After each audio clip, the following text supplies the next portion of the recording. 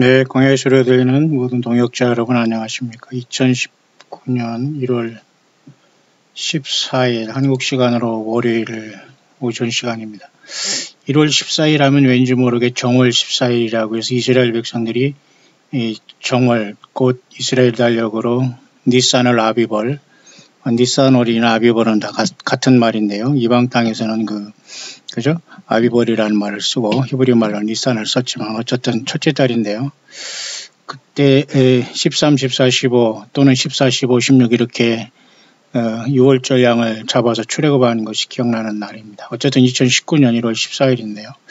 지금 밖에는 엄청난 안개가 자욱 껴가지고 지금 굉장히 아름다운 안개가 꼈습니다만 아마 이것이 먼지와 아주 중첩돼가지고 굉장히 그 상태가 안 좋다고 하네요. 그러나 어쨌든 하늘에는 태양은 여전히 빛나고 있고 이렇게 태양은 빛나고 있으며 천칭자리 그 다음에 이렇게 전갈자리는 여전히 이렇게 그러니까 하나님의 보좌와 사탄마귀 여전히 끝까지 사탄마귀는 하나님 예수님을 저항하는 모습으로 이렇게 하늘의 별자리는 놓여져 있고요. 굳이 이렇게 하늘의 별자리를 지금 잠깐 살펴본다면은 지금 현재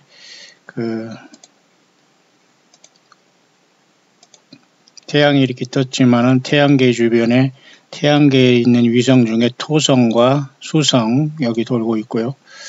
그 다음에 목성까지 있고 금성까지 있습니다. 그 전갈자리는 여전히 여기서 괴롭히고 있고 사탄이 영적인 공중권세 잡은 그 다음에 천칭자리에서 이제 금성 예수님을 상징하는 금성 베너스는 이제 나와서 목성에 가까이 있네요. 우리 예수님을 만날 시간이 가까우면 참으로 좋겠습니다. 뿐만 아니라 서쪽에는 이렇게 처녀자리하고 사자자리가 이렇게 내려가는 형태가 되어서 계속 반복되고 있는 모습입니다만 한반도의 하늘에 지금 아름다운 안개가 끼었습니다만 거기에 먼지가 지금 자욱해서 뭐가 먼지인지 뭐가 안개인지가 구별 안 되는 그런 심각한 상태가 되었습니다만 이런 모든 것도 영적인 모습을 보여주는 것이 아닌가 그런 생각이 되네요. 그런 차원에서 우리는 하나님 말씀, 성경 말씀 밖에는 우리가 이 시대를 분별할 길이 없습니다.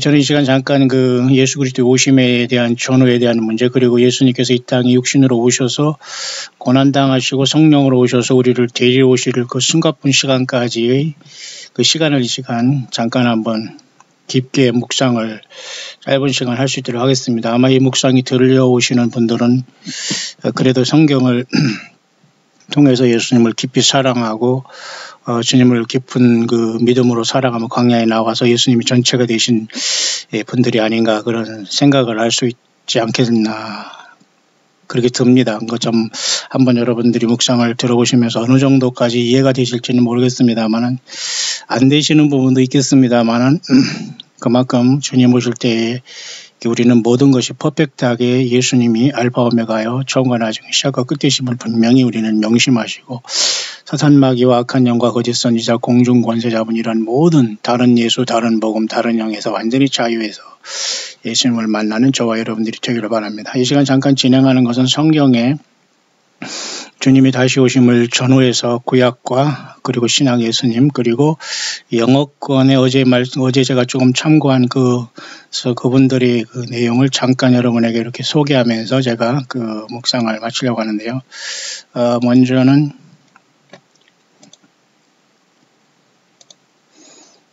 우리가 성경 말씀에 보면 데살로니가 교회의 특히 4장 16절, 17절의 말씀이 굉장히 이제 중요한 말씀이지 않습니까? 이 말씀 중에 보면은 주께서 호령과 전사장의 소리와 하나님의 나팔로 친히 한호조차 강림하시니 그리스도 안에서 죽은 자들이 먼저 일어나고 그 위에 우리 살아남은 자도 저희와 함께 구름 속으로 끌어올려라는 이 공중에서 주를 영접하는 이 사건이 굉장히 심각하고도 엄청난 사건인데 서로 위로하라고 했어요.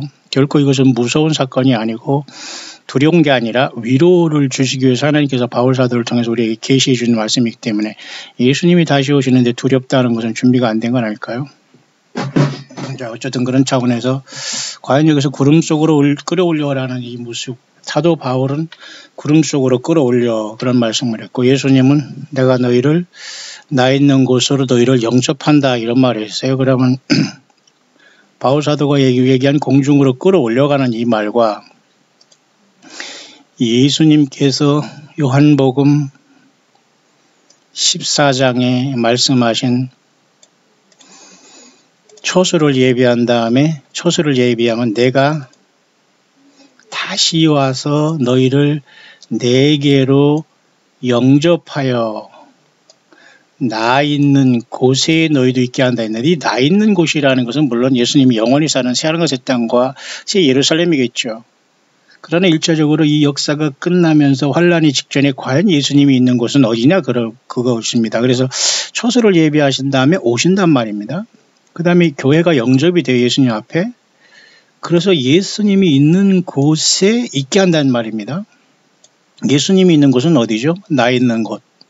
예수님이 있는 곳에 우리도 있게 한다는 것은 뭐예요? 예수님은 보좌에 계시지 않습니까? 그러면 이 바울 사도가 공중에서 주를 영접하는 이 말이나 예수님께서 나 있는 곳에 너희도 있게 하다는 이 말은 사실 같은 거예요. 여러분, 그렇게 묵상이 안 됩니까? 인간적인 면에서 바울 사도를 통해서 주님은 인간의 편에서 공중에서 만나는 것처럼 보이지만, 주님은 초소가 예비하고, 다시 말해 이 초소를 예비한다는 것은 하나님의 모든 시간이 다 완벽히 무르익으면, 하나님의 시간이 되면 주님이 오신다는 거 아닙니까? 그런 다음에 나 있는 곳에 영접해. 예수님이 공중에 계십니까? 그건 아니잖아요. 예수님이 있는 곳에 있게 한다는, 예수님이 공중에 계신 게 아니에요. 예수님은 보좌에 계셔요. 그러면 바울 사도가 공중에서 주를 영접하게 한다과 요한복음 14장에 나 있는 곳에 영접한, 예수님이 말씀한 나 있는 곳이라는 건 하늘 보좌지 않습니까? 예수님은 하나님 보좌 우편에 계시니까. 그러면 바울 사도가 공중으로 영접한다는 건 공중에 떠 있겠다는 개념으로 생각하면 곤란하다는 얘기죠. 왜냐하면 바울 사도를 통해서 인간적 입장에서는 공중을 얘기했지만, 하나님 입장에서는, 예수님 입장에서는 보좌를 얘기하는 겁니다. 따라서 바울 사도가 우리가 살아있는 자도 공중에서 주를 만나는 이 공중이라는 것은 공중에 떠 있다는 개념으로, 공중 부양으로 생각하면, 그 공중 권세 잡은 사탄 마귀는 이걸 가지고 성경을 오해하게 만드는 거죠. 반드시 주님을 만나게 되지만, 예수님의 말씀과 바울 사도의 말씀을 종합해 보면 나 있는 곳이라는 것은 분명히 예수님이 계신 보좌를 얘기하는 겁니다. 따라서 우리가 주님을 만나게 되면, 엊그제도 제가 말씀했지만 요한계시록 4장에 하늘의 열린 문을 통해서 주님이 이리로 올라오라는, 이리가 어디죠? 예, 예수님이 계신 보좌 아닙니까? 이리로 올라오라 했지. 우리가 공중이라는 것은 다시 말해서 예수님이 계신 보좌로 교회가 그죠? 사도 요한처럼 부름받는다는 거죠. 그러니까 나 있는 곳에 너희도 영접한, 나 있는 곳은 예수님의 보좌 아닙니까? 하늘의 열린 문을 통해서 이 성령이 감동하였더니 이 순식간에 우리는 첫째 부활로 영원한 몸으로 주님 앞에 올라가게 된다는 것으로 봐야 됩니다.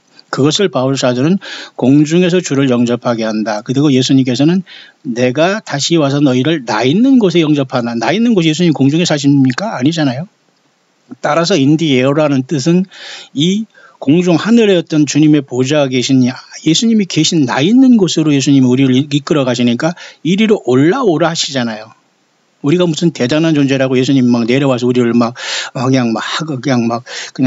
그죠? 막 영접하고 우리를 데려갑니까? 하나님 창조주 하나님이 그렇게 아무리 우리를 사랑한다고 해서 그런 수가 아니, 우리 인생들이 주님 앞에 부복하고 엎드리고 낮아져야지, 안 그렇습니까? 이리로 올라오라 하는 이 장면으로 봐야 됩니다. 따라서, 주님을 만나는 것을 우리가 깊이 묵상할 때는 요한복음 14장에 초소를 예비한 간 다음에 온다, 주님이 오신다는 이 말씀, 그 와서 나 있는 곳으로 영접한다는 것은 주님께서 이렇게 하늘문을 열어놓고 이리로 올라오라면서 예수님이 계신 보좌로 우리를 부르신다는, 요한계시록 23장에 땅에 있는 초대교회가 하늘 보좌로 옮겨가는 상황을 얘기한다라고 봐야 됩니다. 이해 가시나요?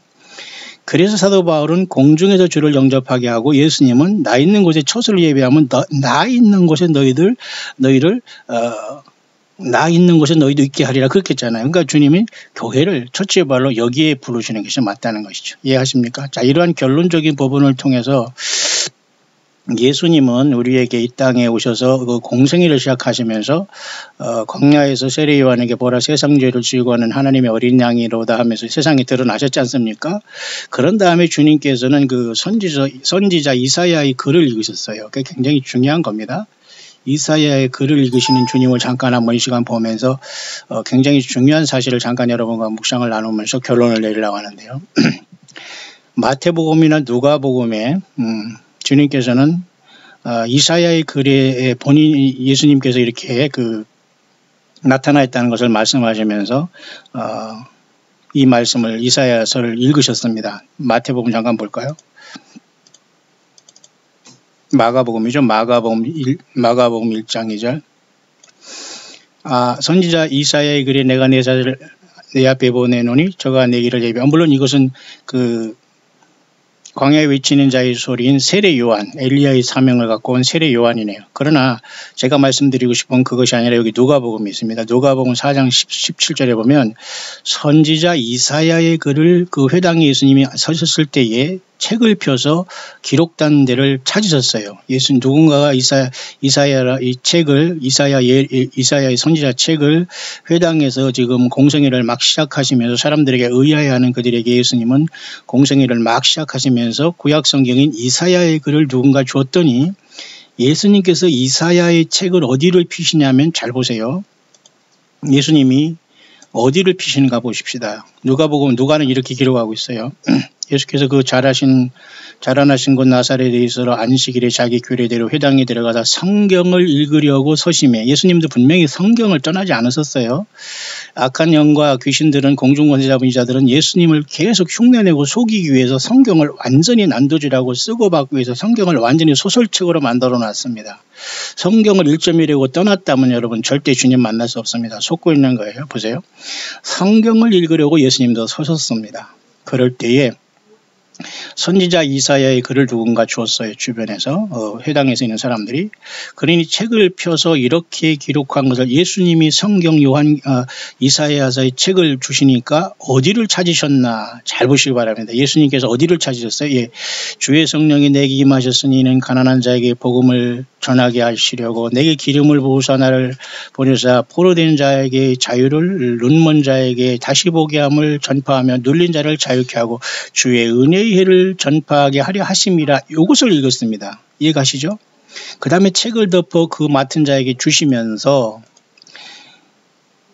이 글이 오늘날 너희 귀에 응하였다 이렇게 말씀하면서 이 사실을 이 사건을 이 일을 하시는 분이 바로 하나님 자신이신 메시아신 예수님 자신이라는 걸 보여주셨고 이사야서 이 말씀이 주의 은혜의 해를 쉽게 말해서 영원한 신년 완전한 신년은 죄와 사망에서 완전히 그저 해방이 된 천년왕국 예수님의 나라가 가까웠다는 것이거든요. 그 주님의 십자가의 피를 흘리시면서 이것을 이루시겠다는 거지 아닙니까?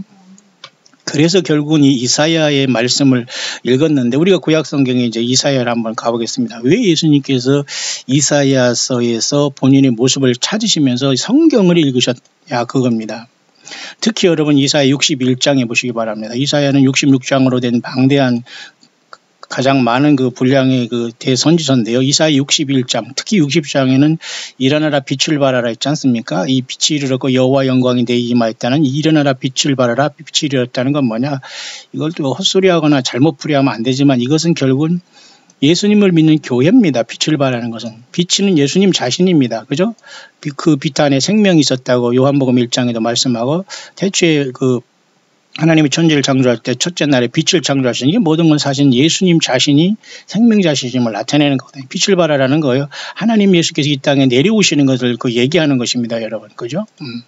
그렇기 때문에 여호와의 영광이 내게 임하였다는 하나님께서 육신으로 이 땅에 태어나실 것을 말씀하시는 것인데 결국 이사야 61장의 그 다음 장에 보면은 놀랍게도 주 여호와의 신이 내게 임하셨으니 이는 여호와께서 내게 기름을 부으사 가난한 자에게 아름다운 소식을 전하게 하려 하심이라 나를 보내사 마음이 상한 자를 고치며 포로된 자에게 자유를 갇힌 자에게 노임을 전파하며 이게 누구죠?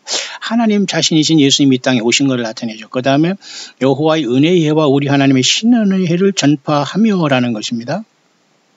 따라서 예수님은 그 회당에서 그 공생애를 시작하면서 가장 먼저 이사야 선지자의 책을 주시니까 여기를 펴서 읽으셨어요. 그럼 예수님의 사역은 여기에 와 있다는 겁니다. 이해 가시죠? 하나님은 이 사역을 이루고 이 말씀을 이루기 위해 예수님 오신 겁니다. 그러니까 예수님은 기록된 그 말씀대로 오셔서 기록된 말씀대로 사시고 기록된 말씀대로 오시는 거지, 절대 성경을 떠나서 그 사탄마귀와 거짓 선지자들 때문에 그렇게 그들에게 어떤 말씀을 주거나 공중권세 잡은 사탄마귀에 속게 함으로 예수 믿는 사람을 이리저리 방황하게 하지 않습니다. 여러분 보세요. 여호와의 은혜의 해와 우리 하나님의 신원의 날이 뭐죠? 이 여호와의 은혜의 해는 지금 교회가 예수 그리스도를 믿어서 요한계시록 23장에 땅에서 예수님을 믿어서 주님을 만나는 초대교회가 이룬 주님의 신부교회가 이루어지는 2000년의 교회의 시대를 얘기하여 은혜의 해는. 그런데 이 은혜의 해가 닫히면 우리 하나님의 신원의 날을 전파한다는 것입니다. 다시 말해서 예수님을 참으로 믿는 대부분의 사람들이 이 땅에서 죽고, 그죠? 고통과 순교당하는 고통이 있었죠. 그래서 그 성도의 성도와 선지자의 피를 신원해 주는 게 요한계시록 17장의 음료를 심판하게 하나님께서 하시지 않습니까? 그 하나님의 신원의 날을 전파한다는 것, 두 개가 다. 그러니까 1차적으로 주님 오셔서 주님의 피로서 우리를 구원하시고, 이 구원이 끝나면 주님께서는 교회를 데려가셨다가 내려오시면서 신원의 날을 전파. 이 신원의 날은 쉽게 말해서 뭐예요? 요한계시록 그죠? 6장부터 재림하시는 19장까지의 큰 환란에 하나님의 심판, 어린 양의 진노의 때를 얘기하는 거. 그러니까 예수님께서 이 땅에 육을 가지고 오셨을 때에 예루살렘의 그 회당에서 주 여호와의 신이 내게 임하셨으니, 이 말씀을 아까 말씀대로 그죠? 그 신약에 오셔서 주님은 이 말씀에 그 본인이 여기에 그죠? 누가복음 4장 17절에 보면 선지자 이사야의 글을 딱 드렸더니 이것을 찾으셔서 이것이 본인이 자신이 이것을 하시는 분이라는 걸 나타내신 거예요. 하나님이 직접 인간으로 왔다, 그 말이거든요. 그러니까 여호와의 은혜라는 것은 예수님의 피를 통해서 인간이 구속받는다, 구원받는다, 죄사함 받는다, 하나님의 자녀가 된다. 2000년 동안 여기 은혜가 지금 복음이 전파된 거 아닙니까? 다른 복음, 다른 예수, 다른 영은 없어요. 그러면 이것이 끝나면은 신원의 날이 와요. 이 신원의 날이라는 것은 뭡니까? 심판의 날이지 않습니까? 그러니까 예수님은 이 말씀 하나에 이 교회와 심판의 시계가 다 여기 들어가 있는 거예요. 맞죠? 그래서 요한계시록 17장에는 음녀가 심판받을 때에 뭐라고 땅에서 얘기하냐면 19장에 볼까요? 19장에 보면은 19장 2절에 그의 심판은 참되고 의로운지라 음행으로 땅을 더럽게 한 큰 음녀를 심판하사 자기 종들의 피를 그의 손에 갚으셨도다. 이게 바로 뭐예요? 신원하는 거 아닙니까? 하나님이 그 피를 갚으신 거예요. 그러니 그 전에도 여러분 16장에 보면 막 대접 심판에도 막 피가 되고 난리잖아요. 얼마나 처참한 그 시간이 옵니까? 그죠? 여기 보면 말이죠. 셋째 대접과 넷째 대접에는 엄청난 피의 심판이 와요. 봐세요. 셋째가 그 대접을 강과 물 근원의 소돔에 피가 되더라. 예수님을 믿고 예수님 믿는 사람을 핍박한 모든 사람들을 하나님 예수께서 그대로 피로 심판해 주는 거예요. 그 다음에 넷째 대접 역시 또 쏟으니까 사람들이 해가 권세를 받아 불이 사람들을 태워요. 엄청난 겁니다.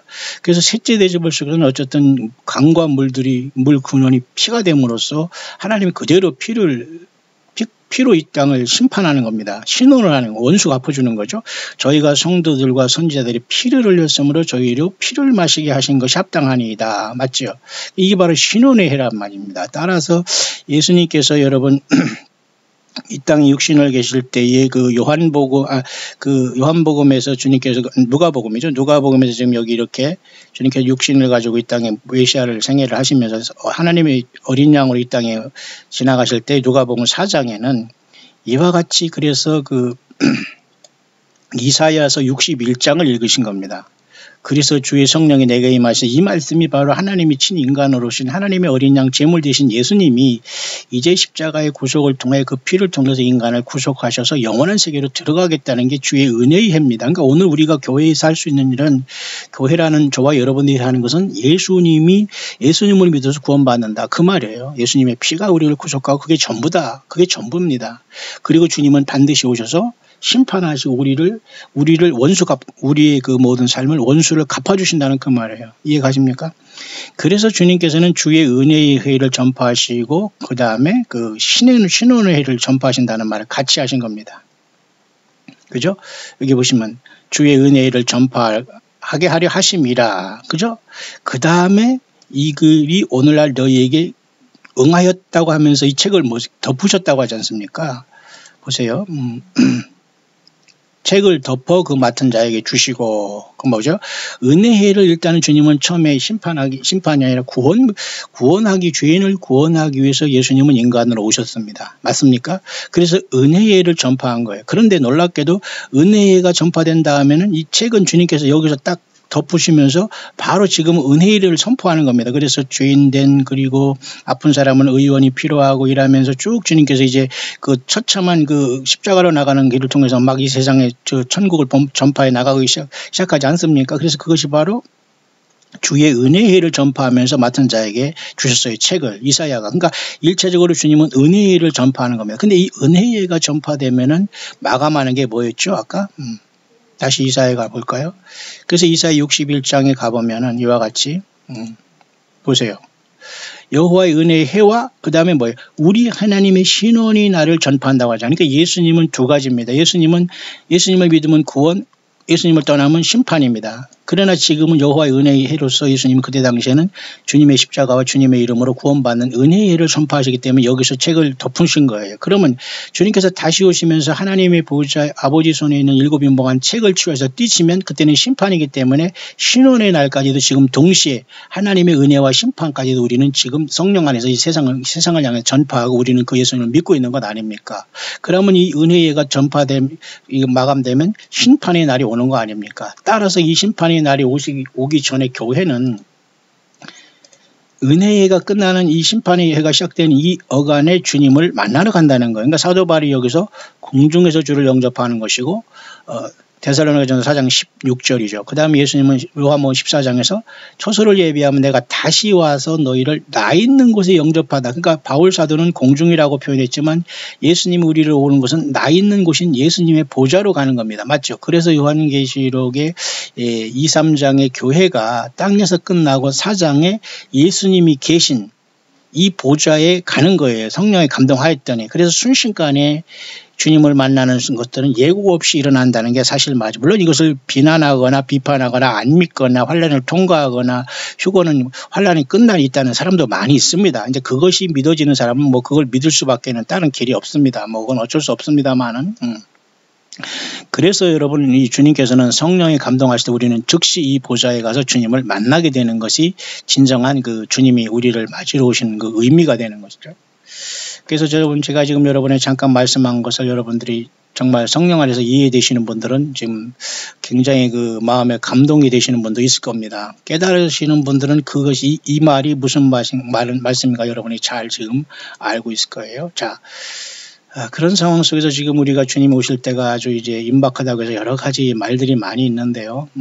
그것을 다시 한번 제가 영어권에서 잘 정리된 세 가지를 잠깐 소개하면서 제 입장을 전달할 수 있도록 하겠습니다. 왜냐하면 이것도 굉장히 의미 있는 그 말씀이고 저도 공감하는 내용이기 때문이죠. 자.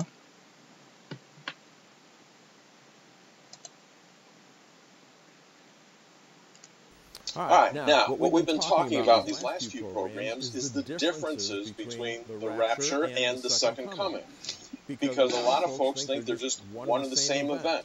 But we've talked about 이렇게 주님이 오시는 사건에 대해서 우리는 이미 말씀드렸습니다만 주님께서 그래서 교회를 데리러 오시는 이 시간이 이것이 주님을 만나러 가는 시간으로 교회는 요한계시록 2, 3장이 있고 이제 요한계시록 2, 3장의 초대 이긴 교회들은 하늘의 사후장, 하늘로 보좌로 부름받는 게 이게 소위 말해서 휴거 내지는 첫째 부활로 보는 겁니다. 이해 가시죠? 그래서 예수님께서는 요한계시록 2, 3장을 통해서 7개 교회의 인간 역사에 이렇게 복음을 통해서 주의 은혜에 의해 쉽게 말해서 하나님의 희년을 선포하신 겁니다. 예수님이 오시면 모든 게 다 끝나기 때문에. 그죠? 그럼 이 은혜의 해가 끝난 다음에는 신혼의 해가 선포되는 거예요. 그러면 신혼의 해는 이때부터 환란 통해서 주님께서 이 땅을 심판하는 기간인 거예요. 그죠? 근데 교회는 이 신혼의 해는 주님을 만나러 가서 이 신혼의 해 심판을 면하게 된다는 것이죠. 맞습니까? 그 내용을 다시 한번 여기서 정리하는 겁니다. differences. Let me just review them quickly. I'll put them on the screen for you. 자, 이걸 보면서 잠깐 간단하게 빨리 한번 정리 한번 해볼 수 있도록 하죠. 어떻게 이 주님이 우리를 데려오시며 이 땅에 심판받는가 하는 문제입니다. There's a difference in the place Christ will meet believers. For example, at the rapture, Christians will meet the Lord in the air. 네, 가장 먼저 아까도 그제도 얘기했습니다만 주님이 오시면 우리는 주님을 공중에서 만난다는 사도 바울의 표현이 데살로니가전서 4장 16절이지 않습니까? 이 공중이라는 것은 이 바로 주님이 계신 요한계시록 4, 5장의 하늘 보좌로 이리로 올라오라 할 때 주님 나 있는 곳에 너희도 있게 한다. 나 있는 곳이 주님이 공중에 있는 거 아니지 않습니까? 큰 의미에서는 주님의 보좌도 공중이죠. 바울사도 입장에서 맞습니까? 그러나 주님은 주님의 보좌로 부르신다는 거예요. 그래서 4, 5장으로 하늘이 열렸을 때 이 하늘이 열린 문으로 주님께서 부르실 때의 교회는 순식간에 이 하늘의 열린 문을 통해서 이리로 올라오라 할 때 첫째 부활이 성령에 감동하실 때 보좌로 올라간다라고 보는 게 합당한 거죠. 그게 바로 공중에서 주를 영접한다는 뜻의 의미라고 보는 겁니다. As Jimmy said, and at the second coming, Christ is going to descend all the way to the earth, step onto the Mount of Olives in Jerusalem. 그래서 하여튼 올리브산에 주님께서는 이제 믿는 우리들과 같이 교회를 대동하고 주님은 다시 이쪽으로 이제 내려오는 것인데요. 이때 주님께서는 이제 그 환란의 심판을 이제 완전히 종지부를 찍으시면서 예루살렘 앞 동편 올리브산에 이제 도착하시면서 천년왕국을 이루시게 된다는 거죠. 여러분 여기까지 분명히 이해하셨죠? Take the believers then into the millennial kingdom. Second, there's a difference in who removes people from the earth according to the Bible. At the rapture, it says the Lord himself shall descend from heaven, okay? Christ himself comes and takes believers out of this world. 당연하죠. 그 처음에 주님이 오시면 예수님을 믿는 참된 믿는 사람이에요. 그냥 교인을 얘기하는 게 아닙니다. 이 정도는 완전히 예수님의 사람들만 일단 옮겨가는 것이고 그 다음에 천사들을 대동하고 주님께서 이 땅에서 악한 자들을 없애고 이 땅을 완전히 예수님의 나라를 만든다는 그 하나님의 그 로드맵이 형성이 되는 겁니다. 완성되는. 그래서 1차적으로는 먼저 교회는 이 땅을 떠났다가 주님과 더불어 이 땅에 내려오는데 일단은 예수님을 믿는 사람만 떠났다가 믿지 않은 사람은 남게 되고 그 다음에 주님을 믿는 사람과 오면서 믿지 않는 자를 심판하게 된다. 그 다음에 천년왕국이 이루어진다. 그것이 되는 겁니다. 이해가시죠? 자, 그러나 이런 입장을 영어권이라고 해서 다 이해하거나 다 공감하는 건 아닙니다. 잠깐 한번 볼까요? 이 사람은 지금 뭐라고 했냐면 물론 2년 전에 지금 한 것이지만 여전히 지금 한 5만 5천 명 이상이 구독하고 있고 건전한 이 목사 겸 작가 겸 교수 겸 이런 사람들이 얘기하는 거기 때문에 제가 봐도 굉장히 성경을 성경대로 잘 전달하는 사람들 중에 하나이기 때문에 제가 소개하는 것이고요.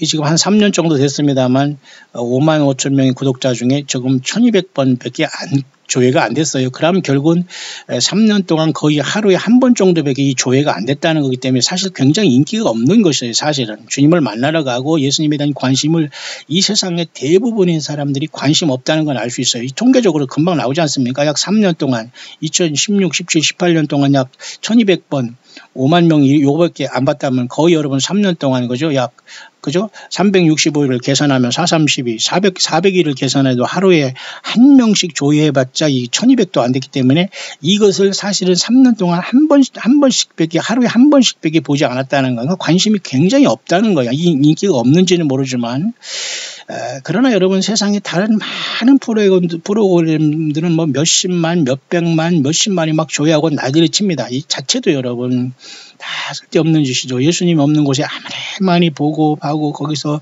웃고 해도 그건 생명이 없지 않습니까? 이렇게 사람들이 관심이 없는 건 사실이지만 그래도 영어권에서 주님을 만난 사람은 많이 있다고 보는데 여기 비웃는 사람이 있어요. 예를 들면 이러한 성경적인 가르침은 자기는 받아들일 수 없다는 겁니다.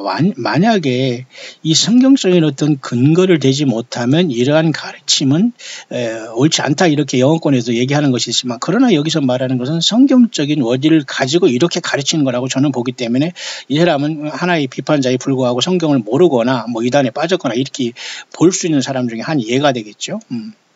또 한 사람은 다른 것을 소개하면서 다른 사람이 어떤 일 수고에 대한 설명을 보라라고 하면서 놀랍다고 하면서 딴 쪽으로 확 돌려버리는 사람이 있어요.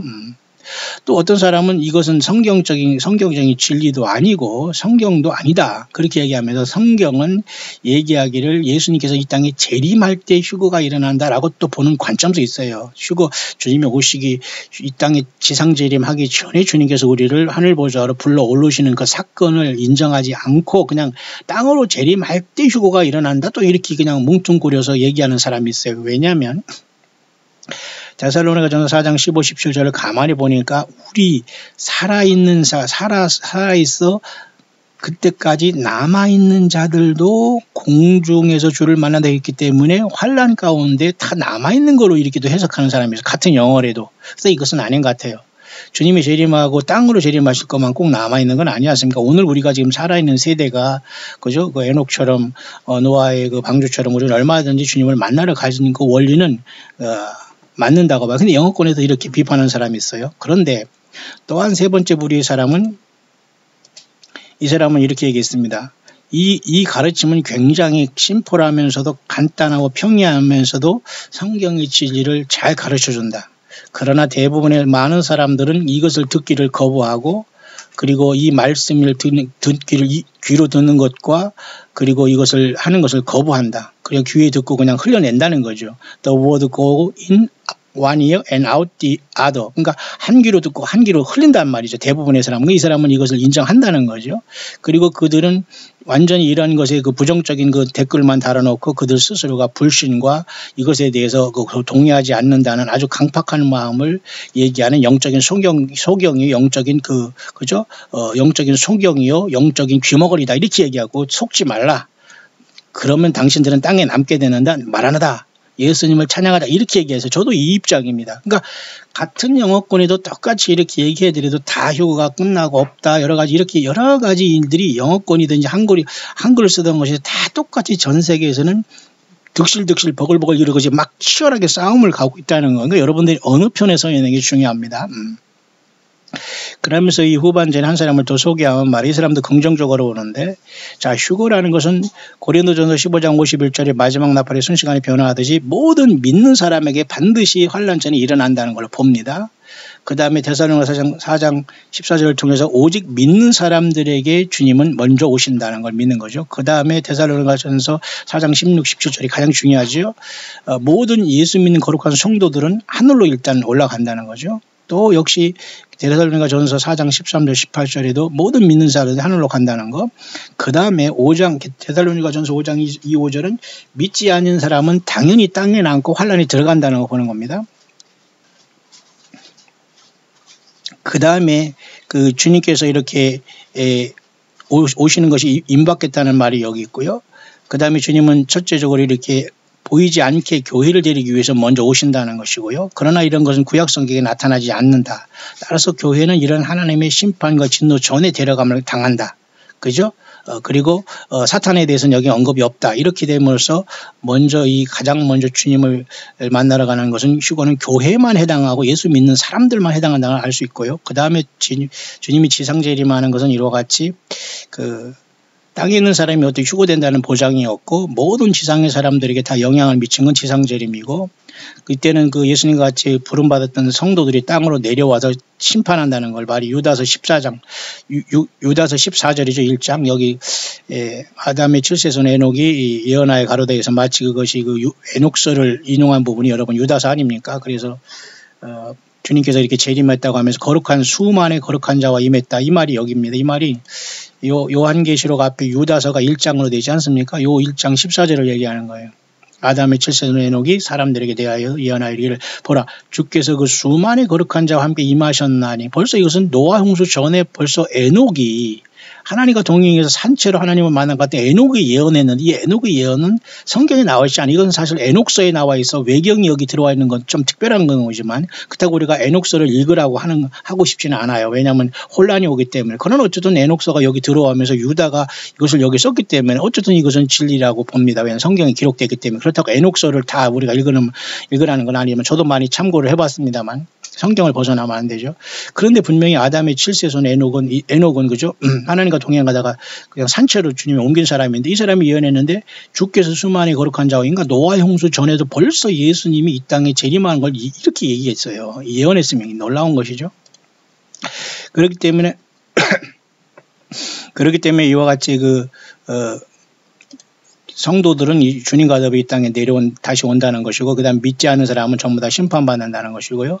그 다음에 믿는 사람들은 전부 다 그 다음에 천년왕국에 들어간다는 것이고, 지상은 심판받고 의로운 예수님의 나라가 와서 요한계시록 19장에 성도와 같이 나라를 세운다는 것이고요. 그건 모두 그 지상재림은 모두가 볼 수 있게 온다는 겁니다. 요한계시록 1장 7절에 볼지어다 구름을 타고 오시리라 이런 거죠. 그다음에 마태복음 24장 30절 이게 다 보이게 오는 거예요. 미접을. 그러나 주님이 교회를 데리러 오실 때는 굳이 그 가시적으로 어떤 크게 보이게 오는 것이 아니라 주님의 음성으로 주님이 부르실 때 순식간에 우리는 변화받지 않겠나 그렇게 보는 거죠. 그러니까 여기서 많은 것들이 차이가 나고 있어요. 결국 그 주님이 이 땅으로 재림하는 건 심판의 때고 진노의 때고 사탄이 1000년 동안 갇히는 시간이다. 이렇기 때문에 같은 영어권에도 이와 같이 이런 내용에 대해서 각자의 보는 관점들이 이렇게 차이가 있다는 겁니다. At the second coming, the passages, if you read them, it's very interesting. Christ sends his angels to take the wicked off the earth to hell, to judgment. 그래서 주님께서 이 땅에 지상재림할 때는 천사들을 통해서 가라지들을 단에 묶어서 불에 던진다고 했지 않습니까? 그래서 주님이 첫 번째 오시면서 교회를 데려가실 때 일어나는 사건이 아니라 지상재림할 때 일어나는 사건으로 보기 때문에 교회는 어쨌든 주님을 만나는 이 앞에 여기에 긴장하고 있는 것이 가장 성경적인 관점으로 보는 겁니다. 물론 그렇지 않은 사람도 제가 소개했기 때문에 여러분이 어디에 서는가는 여러분의 자유입니다. And then third, at each event there's a difference in those who are taken from the earth and those who are left. And this is very interesting. At the rapture, the believers are the ones that are taken, and it's the ones that are the unbelievers that are left. 그러니까 항상 이 주님을 만나러 가는 예수님을 제대로 믿는 사람들만 사라지는 걸로 해당이 되는 거죠. Believers are left on the earth to go into the millennial kingdom, and unbelievers are taken to judgment. 그렇죠. 그러니까 첫째는 예수님을 믿는 사람을 데려가고 주님이 오실 때는 믿지 아니한 사람들을 없애고 주님이 믿는 사람 같이 이 나라를 세운다는 겁니다. 이렇게 주님이 오시는 것을 정리하고 있지만은 영어권에도 이렇게 갑론을박이 있을 수 있다는 걸 보면서 과연 우리는 성경을 잘 보면서 각자가 주 예수님에 대한 믿음을 가지면 됩니다. 왜냐하면 그 믿음은 누가 대신 줄 수 있는 문제가 아니기 때문에 이렇게 치열한 싸움이 있다는 걸 명심하시고 하나 더 보면 말이죠. 이분은 굉장히 같은 여기 프로그램에서 출연한 분인데요. 얼마나 이 주님이 오실 시간이 가까웠냐를 보면서 이 사람은 결론적으로 이렇게 얘기하고 있네요. 내가 여러분에게 한번 정말 제안하는 것은 that which will give evidence of the return of Jesus Christ, we can see this. 우리가 살아생전 주님을 만날 수 있는 많은 그러한 증거들이 우리가 사는 시대에는 일어나고 있습니다. 라고 이 사람은 지금 몇 년 전이지만 이렇게 계속 증거하고 있는 것입니다.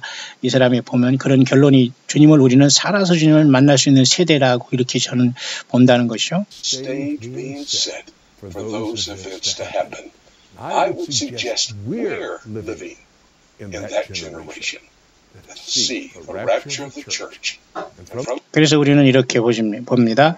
우리는 주님을 살아서 만나서 주님을 공중에서 만나서 보좌에 가서 영광스럽게 주님과 내려올 그런 산자로서 주님을 만난 세대가 아닌가 저는 그렇게 분명히 봅니다. 라고 얘기하고 있죠. 그래서 우리는 하늘에서 이 땅에 참으로 처참한 환란을 바라보고 있다가 우리는 주님과 더불어 이 땅에 내려옴으로써 주님과 더불어 천년왕국을 세울 것으로 봅니다. 저도 이 입장이에요. 저도 이 입장입니다.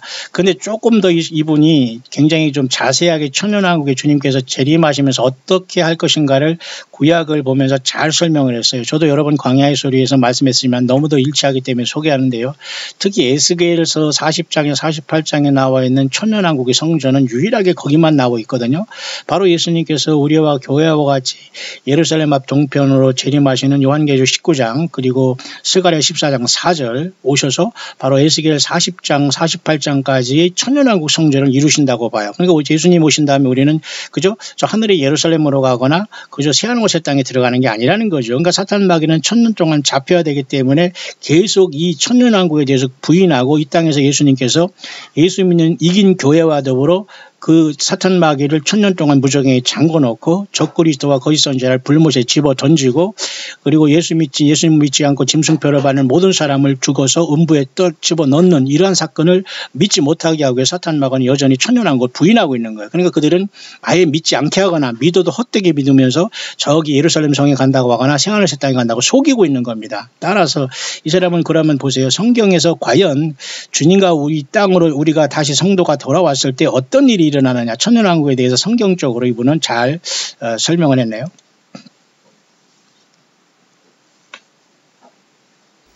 Jimmy, a lot of people use the second coming for things it has nothing to do with. I want to know, what does the Word of God say is going to happen? Jesus Christ returns to earth. 주 예수님께서 언제 돌아오실 때 과연 이 땅에는 어떻게 성령 예수님의 교회와 같이 우리 주님이 이 땅에 다시 오셔서 천년왕국을 세우실 때 과연 어떤 일이 일어날까요? 성경을 보면 어떻게 말씀하고 있습니까? 당연히 우리 예수님께서는 승천한 그대로 이스라엘의 올리브산, 그 감람산, 그죠? 동편 감람산 올리브산에 주님은 반드시 재림하시면서 그의 발이 거기에 도착합니다. 따라서 우리도 당연히 그쪽으로 내려오게 돼요. 다시 말해서 요한계시록 19장에 이렇게 주님께서 하늘문을 여시고 이 땅에 내려오지 않습니까? 하늘에 있는 군대들이 희고 깨끗한 세마포를 입고 이게 바로 교회의 환란 전에 들림반, 쉽게 말해서 첫째 부활에 일어난 무리들입니다. 정말 예수님이 전체가 되고 회개한 확실하게 예수님 믿고 더럽고 이 추한 세상에 종상모략하고 사탄 편에 쓰지 않고 이단에 빠지거나 어떤 거짓 선지자들의 가르침에 빠지지 않고 완전히 예수님으로 완전히 하나 된 그 광야에서 예수님으로 승리한 무리들이 이렇게 내려오는데 이 백마를 타고 그를 따른 다음에 주님의 이 발이 요한계시록 19장은 어디에 쓰는가는 말씀 안 했지만 이미 구약성경의 스가랴서 14장 4절에는 끝절에 이렇게 말씀했어요. 그날에 그의 발이 예수님의 발이 예루살렘 앞 동편 감람산에 서신다고 했어요. 다시 말해서 감람산은 한가운데 동서로 갈라져서 매우 큰 골짜기가 되어서 절반은 산, 절반은 북으로, 절반은 이 사건은 결국 천년왕국의 성전이 예수님이 땅에 발이 떨어짐으로써 이루어진다는 거예요. 그날의 생수가 예루살렘에 솟아나서 절반은 동해로 절반은 서해로 오를 것이다. 여름에도 겨울에도 그러하시라.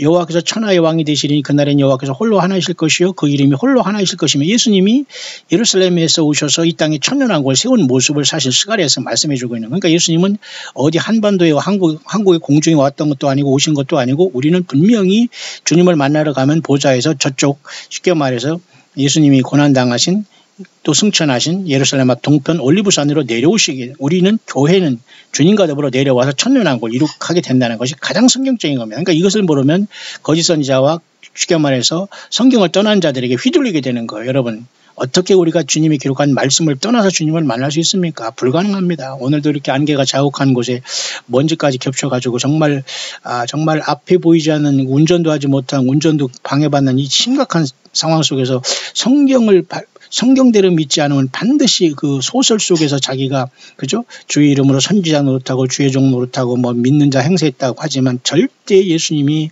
그날에 부인할 수밖에 없어요. 그날에 많은 사람들이 주여 주여 한다고 했잖아요. 여러분 어디에 서 있죠?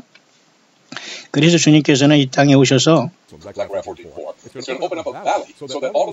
그래서 이렇게 그 골짜기가 완전히 갈라지면서 대부분의 사람들이 아마겟돈에 모여있어 주님께서는 나가셔서 아마겟돈 전쟁에서 이제 승리하시면서 천년왕국을 거기서 세우시면서 천년왕국 성전이 그 예루살렘 앞 동편 감람산에 주님께서 교회와 더불어 내려오시면서 거기서 이루어진다고 보는 거예요. 헌드러리 밀리언이라고 했으니까 여러분 100만 천만억 1억 이상의 엄청난 군대들이 그 무기토 골짜기에 모여서 결국은 거기에서 하나님의 심판을 이미 받았고 에스골 거기서 하나님의 어떤 마지막 심판이 일어나면서 천년왕국이 열려지게 된다는 겁니다. 그래서 예수님께서 스가랴 14장 4절에 예루살렘 앞 동편 감람산에 발이 서시는 거예요. 딴소리하는 모든 사람은 공중의 권세자 사탄 마귀에 속임을 당한 겁니다. 여러분 한반도에 한국에 예수님이 오셨다든가 내려오신다든가 이런 황당한 소리라는 건 모두가 사탄 마귀의 그 완전한 그 거짓 술수고 거짓말인 거예요. 그래서 주님을 만난 사람은 반드시 예루살렘 성에 가거나 새하늘 새 땅에 들어가는 게 아니라 주님과 더불어 반드시 이 땅에 와서 부활한 몸으로 천년왕국의 왕이 되어서 천년 동안 주님과 더불어 통치하는 것입니다. But Jesus Christ does something else before he goes up and casts them all dead, all the enemies that are joining for Satan, Antichrist, and the false prophet. Jesus Christ. 그래서 그 적그리스도와 거짓 선지자를 완전히 제압하고 주님께서는 여기에서 예루살렘에서 새로운 도시를 세우는데 이게 바로 천년 동안 세월을 지상의 천년왕국이에요. 하늘의 예루살렘이 아니라. 그러니까 주님은 그렇게 확실하게 영원한 새하늘과 새 땅과 새 예루살렘을 요한계시록 21장 22장에 새하늘과 새 땅을 창조하고 새 예루살렘 성을 그 속에 내려오게 하시기 전에 먼저 교회를 데려가셨다가 교회와 더불어 이 땅에 내려와서 천년 동안 주님과 혼인잔치를 하면서 영원한 세계로 들어가는 거예요. 그 원리와 그 어떤 차례를 건너뛰고 천년왕국을 우습게 한다? 절대 주님의 재림과 주님의 공중에서 주님을 만나고 보좌로 가는 걸 다 무시하는 처사하고 사탄 마귀가 천년 동안 잡히기 싫어하는 사탄 마귀의 전략이라는 걸 분명히 아시고 예수님을 다른 예수, 다른 영, 다른 복음으로 열심히 믿고 아무리 신부 준비해도 예루살렘 성에 가기는커녕 불못에 가고 성 밖에 있다는 걸 분명히 아시고 성경을 떠난 자들은 지금이라도 빨리 돌이키고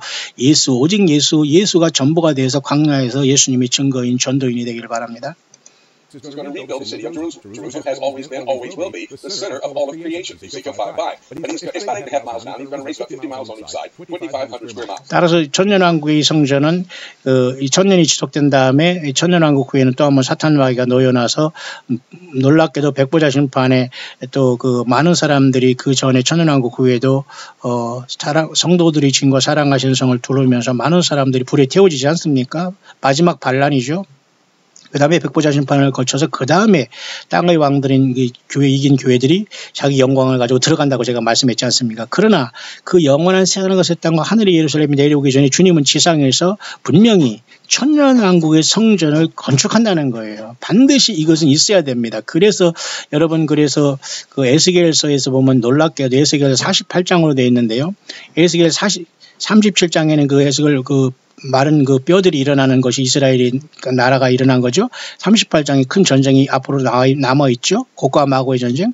그 다음에 39장까지 계속되죠. 끝나죠. 그 다음에 40장부터는 엄청난 새로운 어떤 이 성전에 대한 비전이 보이지 않습니까? 이게 바로 뭐냐면 하늘나라의 새 예루살렘의 성전이라고 보면 안 돼. 이것은 지상 천국에 있는 천년왕국의 수도라고 보는 거예요. 그래서 40장에서 여기 에스겔서 48장까지 자세하게 천년왕국 성전에 대해서 쭉 기록해놓은 유일한 이 에스겔서에만 유일하게 천년왕국의 도성이 여기에 기록이 되는 거예요. 그래서 끝에는 그 성읍의 이름을 여호와 삼마라 한다고 하면 이건 바로 천년왕국의 주님께서 예수님이 거기 계시다 그런 뜻 아니겠습니까?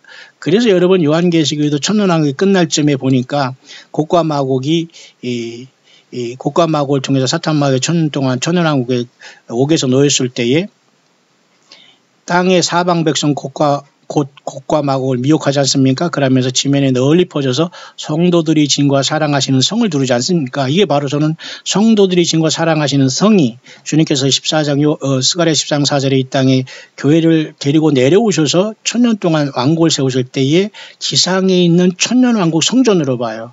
근데 이 사랑하시는 성과 성도들이 진을 둘렀을 때에 또 한 번 천년왕국에 수천억의 사람들이 태어나서 있다가 사탄 마귀가 무정에서 나오니까 또 한 번 예수님을 거부하고 거절하는 상황 속에 많은 사람들이 여기서 희생될 것이지만 얼마나 희생된가 나오지 않아요. 그러나 불이 내려서 바로 소멸하고 끝난 다음에 백보자 심판을 거쳐서 그 다음에 21장에 드디어 새하늘과 새 땅과 새 예루살렘이 내려오고 땅의 왕들이 자기 영광을 가지고 땅의 왕들은 우리입니다. 그 천년왕국의 영광을 주님과 더불어 천년 동안 왕노릇한 그 신혼잔치의 기쁨을 가지고 새하늘과 새 땅과 새 예루살렘 속으로 영원히 이주를 하는 거예요. 영원히. 그러니까 그 전에 우리가 신혼여행을 할 수 있는 것이 바로 천년왕국 동안 이 땅에서 하는 겁니다.